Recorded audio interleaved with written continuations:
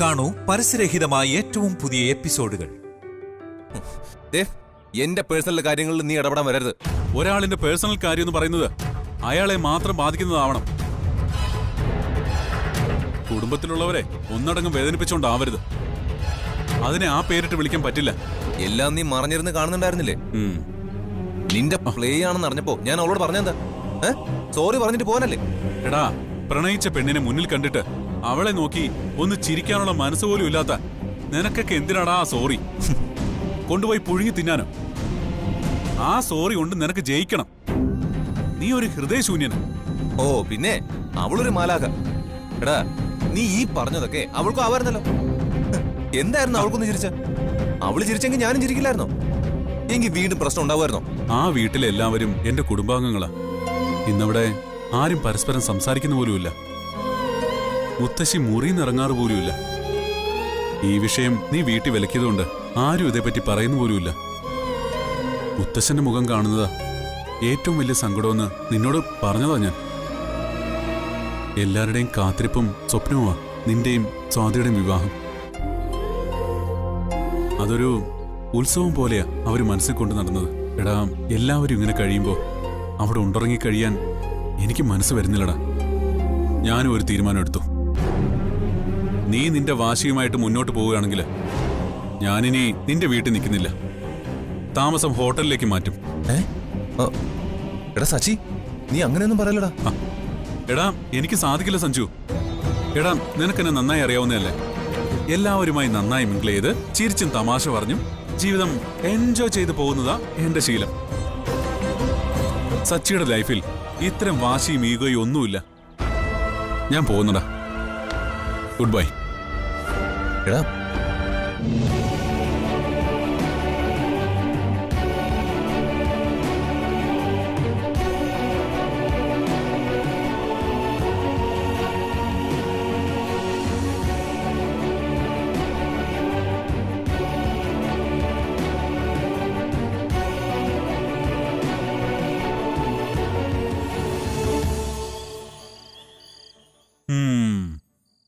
ഇത്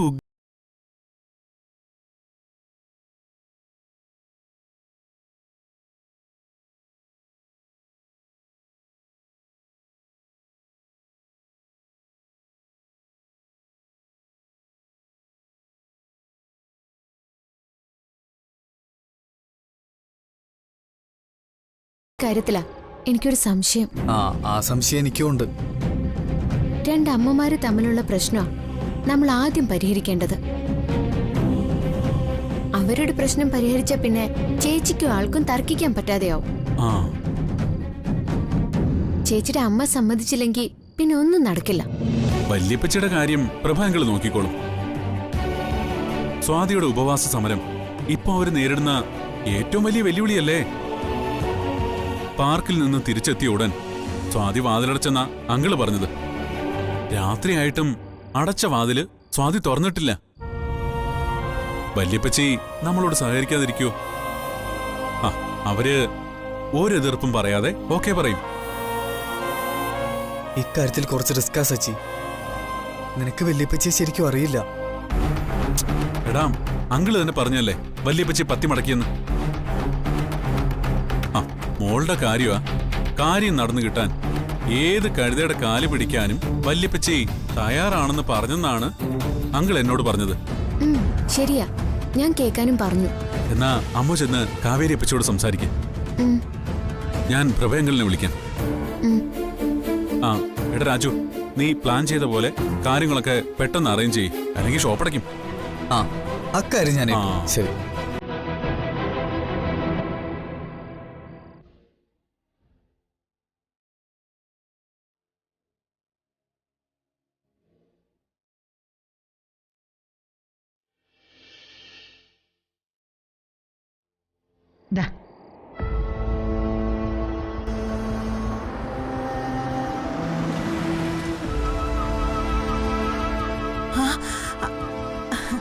അതെ, അവൻ വന്നു.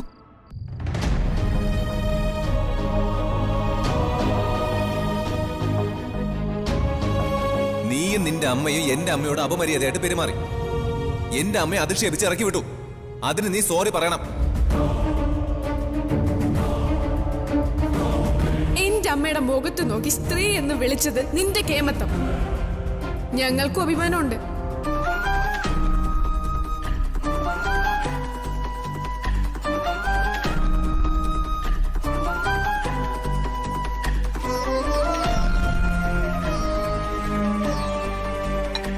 മുത്തശ്ശ, മുത്തശ്ശി. ആ, നീ നേരത്തെ ആണല്ലോ.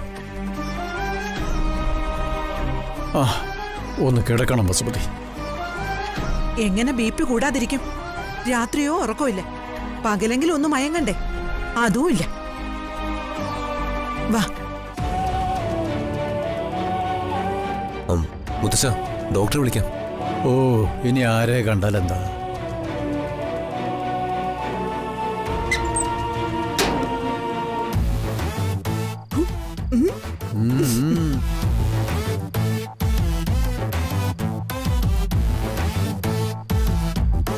അയ്യോ, അച്ഛനും അമ്മയും കിടന്നായിരുന്നോ? മുത്തശ്ശന് സുഖക്കുറവുള്ള കാര്യം അപ്പച്ചി എന്താ എന്നെ അറിയിക്കാതിരുന്നേ? ചികിത്സ കൊണ്ടൊന്നും അച്ഛന്റെ ദീനം മാറില്ല. അതെന്താ അപ്പച്ചി അങ്ങനെ പറയുന്നേ? അങ്ങനെയൊക്കെ ചോദിച്ചാ ഉത്തരം പറയാൻ എനിക്ക് അറിഞ്ഞൂടാ.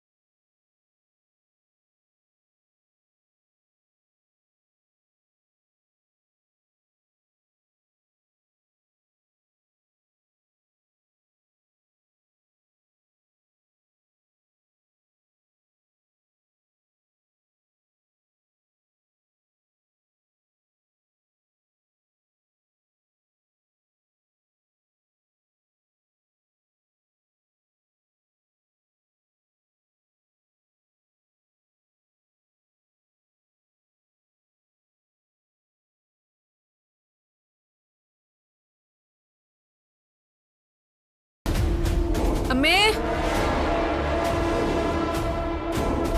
അമ്മേ, അച്ഛാ, അമ്മേ. ദൈവമേ, അവർ രണ്ടുപേരും വീട്ടിലില്ലേ?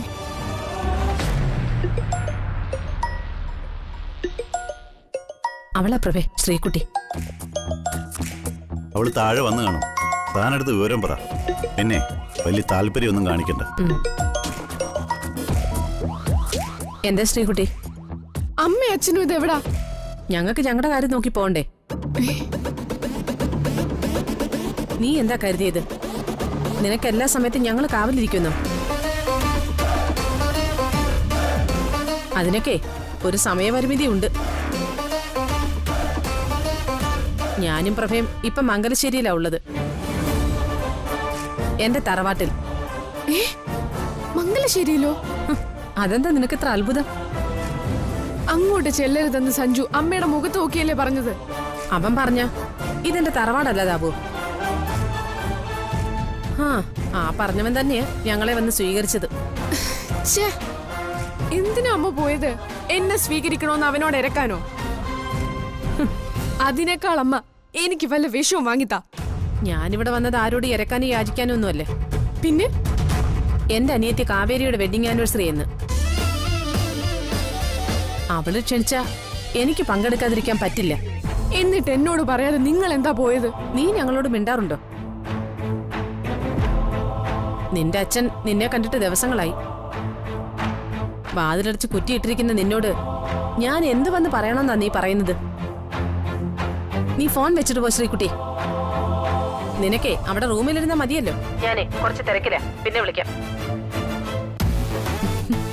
പോരെ? മതി മതി, അവൾ അവിടെ ഇരുന്ന് ചിന്തിക്കട്ടെ. വാ.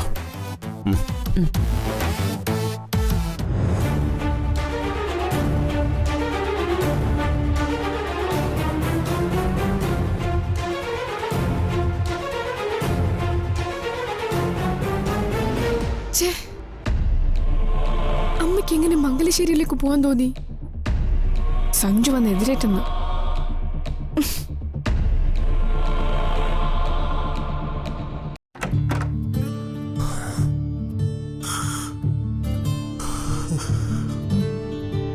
ഇതെന്താ രാജു ചായ കൊണ്ടുവരാതെ? പുറത്തു പോകുന്നെങ്കിലും അവൻ മറക്കാത്തതാണല്ലോ. സച്ചി പറഞ്ഞത് സത്യോ? ഇവിടെ എല്ലാവരും നല്ല വിഷമത്തിലാ.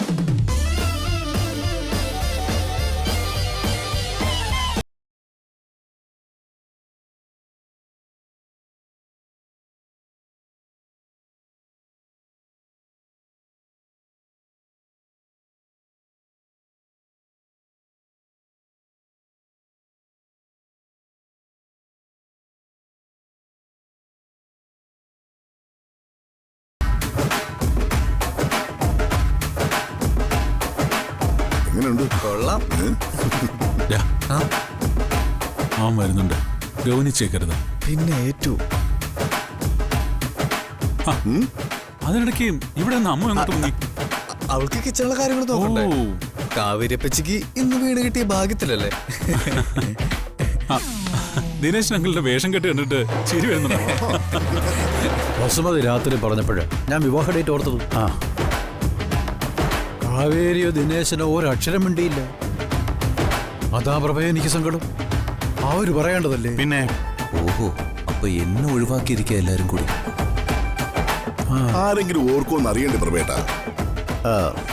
ആരും ഓർത്തില്ലായിരുന്നെങ്കിൽ എന്തായിരുന്നു നിങ്ങളുടെ പ്ലാൻ? അത് ആരും ഓർത്തില്ലെങ്കിൽ ഞങ്ങളുടെ ഔട്ടിങ്ങിന് പോവാന്ന് തീരുമാനിച്ചു. പക്ഷെ അമ്മ മാത്രം ഓർത്തു വെച്ചു. രാത്രി അമ്മ വിളിച്ച് വിവരം പറയുന്നത് എനിക്കതേ സങ്കടം വന്നത്. ദേ, ഇവള് ഞങ്ങളുടെ ചെല്ലക്കുട്ടിയല്ലേ ശ്രീദേവി? അതിനെന്താ സംശയം? ഓർത്തു വെച്ച് പറയേണ്ടത് ഇവളാ. ഞങ്ങൾക്ക് എന്തൊക്കെ തിരക്കുള്ളതാ. സത്യ, ഇപ്രാവശ്യം ഞാനും ഇത് മറന്നുപോയി. സാധാരണ ഇത്തരം കാര്യങ്ങൾ മറന്നുപോവാതെ ഓർത്തു വെച്ച് പറയുന്നത് ശ്രീദേവി.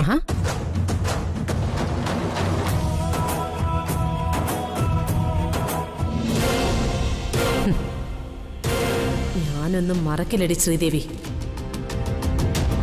ഇതെന്റെ മോളുടെ ജീവിതമായിപ്പോയി. എനിക്ക് അഭിനയിച്ചേ പറ്റൂ. അഭിനയത്തിന്റെ കാര്യത്തിൽ കാഞ്ചനയെ വെല്ലാൻ ആരുമില്ലടി.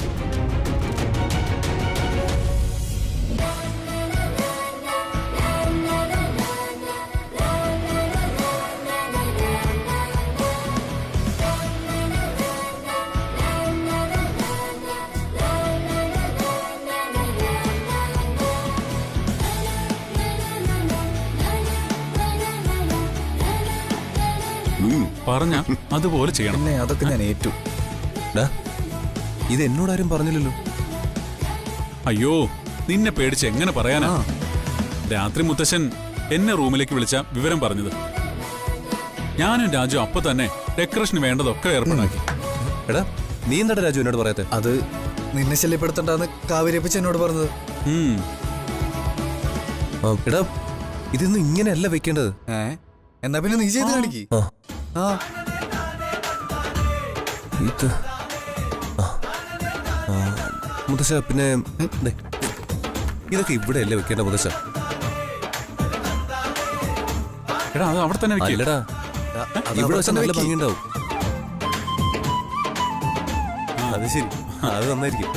നമുക്ക് അങ്ങനെ ചെയ്യാം.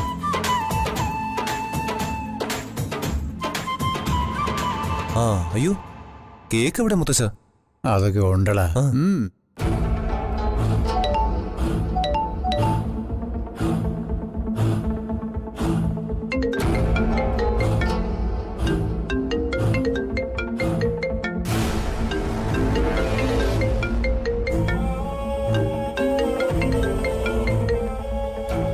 അമ്മു, മംഗലശ്ശേരിയിൽ വല്ല ആഘോഷവും നടക്കുന്നുണ്ടോ? കാവേരി ചേച്ചിയുടെ വെഡിങ് ആനിവേഴ്സറിയാ.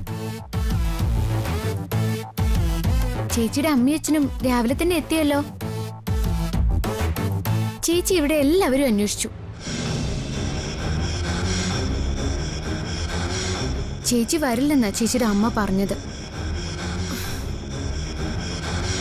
സഞ്ജു അതിൽ പങ്കെടുക്കുന്നുണ്ടോ? കൊള്ളാം, ചേച്ചിയുടെ ആളല്ലേ എല്ലാത്തിനും മുന്നില്.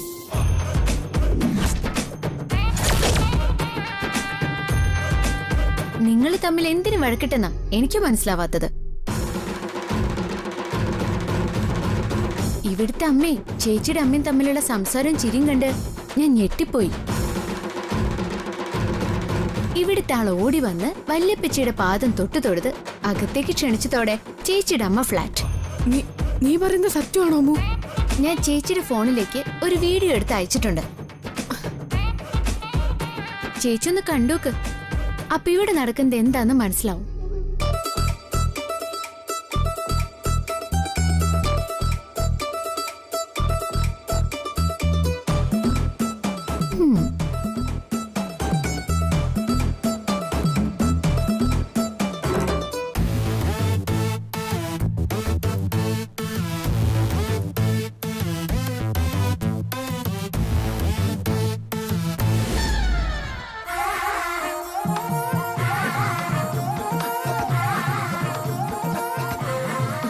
അമ്മു, എന്തായി?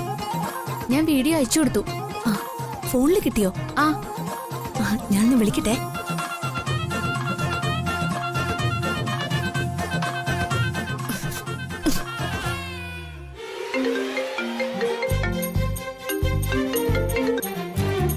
ഹലോ. ഭാഗ്യായി, മോളെ ഒന്ന് ഫോണിൽ കിട്ടിയല്ലോ. അമ്മ വന്ന് പറഞ്ഞത് നിന്നെ വിളിച്ചപ്പോ കിട്ടുമെന്ന്. അതെ, ഇളയമ്മയുടെ വെഡിങ് ആനിവേഴ്സറിക്ക് മോള് മാത്രം വരാതിരുന്ന ഇളയമ്മയ്ക്ക് സങ്കടാവും. ഞങ്ങൾക്കൊരു കുഞ്ഞു പോലും ഇല്ല. ഇളയമ്മയ്ക്ക് വേണ്ടി മോള് വാ. നീ വന്നിട്ടേ കേക്ക് മുറിക്കൂന്ന് ഞാൻ തീരുമാനിച്ചു കഴിഞ്ഞു. ശരി, ഞാൻ വരാളമ്മേ. പക്ഷേ ഞാൻ വരുന്ന കാര്യം ഇളയമ്മയും അമ്മു അല്ലാതെ മറ്റാരും അറിയരുത്. ഉറപ്പായി ഞാൻ പറയില്ല. എനിക്ക് എന്റെ മോള് വന്നാ മതി. ഞാൻ ഉടനെ എത്താം. ശരി മോളെ. അവള് വരും. അയ്യോ, ഇവിടെ വന്ന് വഴക്കിടാതിരുന്നാ മതിയായിരുന്നു. ഇത്രയും വലിയ ഡെക്കറേഷൻ കണ്ട് നാടകമാണെന്ന് എന്തായാലും അവള് കരുതില്ല. മാത്രമല്ല സഞ്ജുവിനും ഒന്നും അറിയില്ല.